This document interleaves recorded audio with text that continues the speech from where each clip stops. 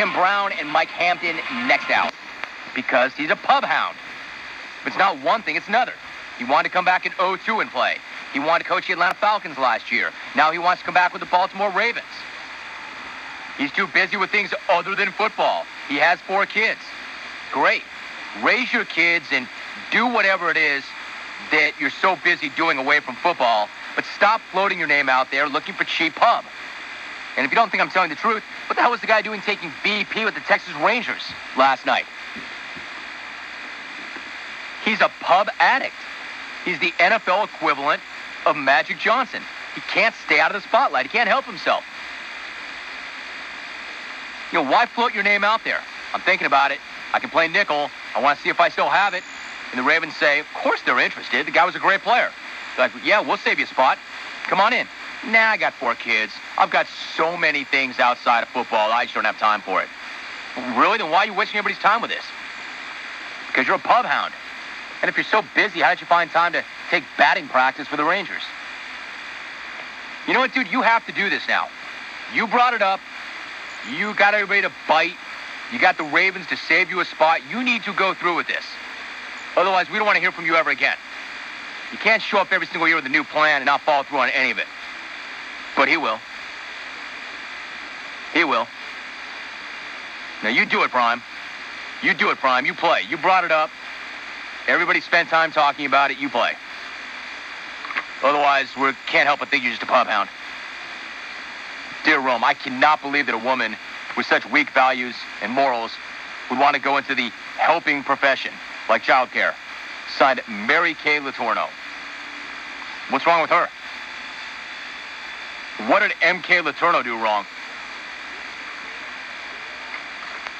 As bad as M.K. Letourneau is, she didn't give a 5-year-old crack.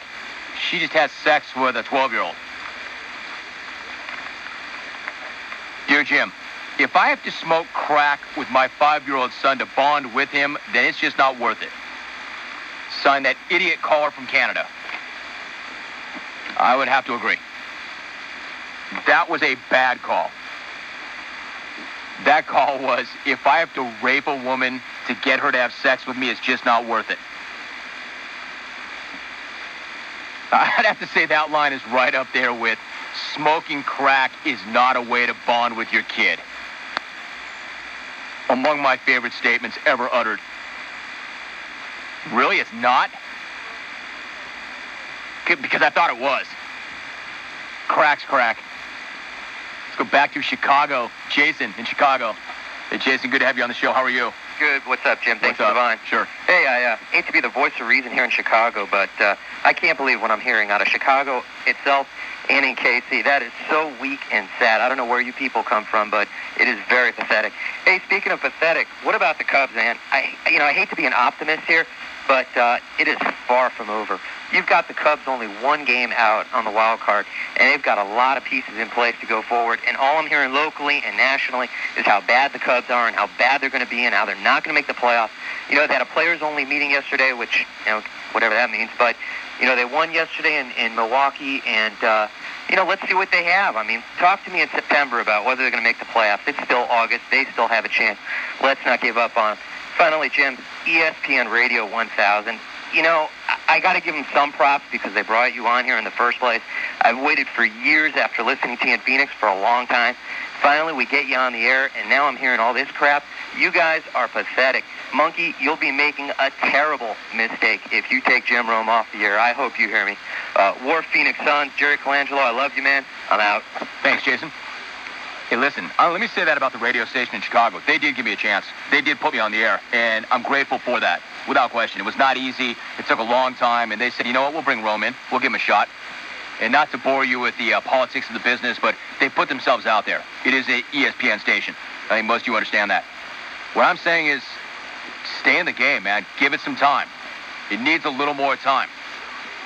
We're going well. You can tell by the calls that we get, the emails that we get. There's a buzz. There's an energy. Don't jump ship now.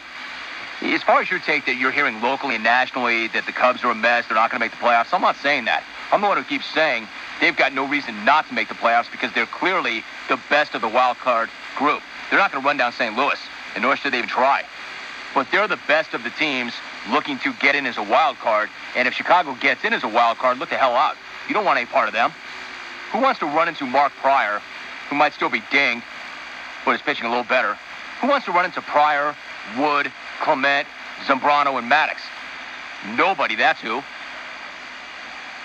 But they're making it harder than it should be. They've got no reason not to get that wild card. Tasha in Baltimore. Tasha, how are you? Hey, how you doing, Jim? Thanks Great. for taking my call. You got it. I just wanted to say that Priest Holmes is the standard by which all athletes should conduct themselves. It's very refreshing to see an athlete stand up, take responsibility, and realize that whatever he does on the field is a team effort. It's very easy to root for that guy. It brings me to the USA men's basketball team. Even after they did win, I'm just not feeling them anymore. I'd rather watch a guy bust his tail and come from behind to win a gold because he had more heart and will to do it.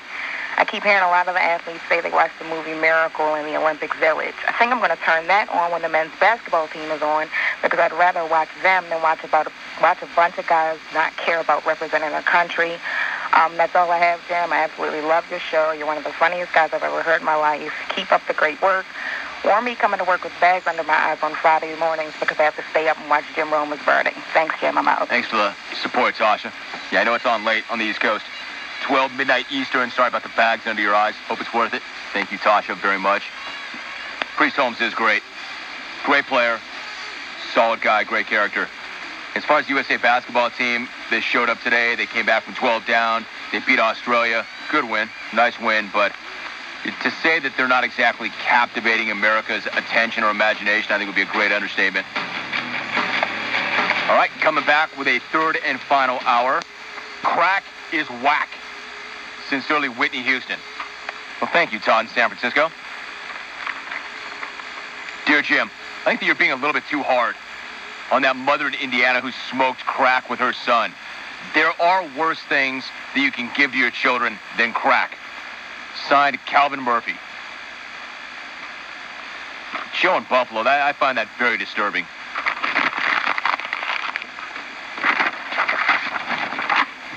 Mike Hampton is scheduled to join us about 1 minute ago, so we're going to run that down for you.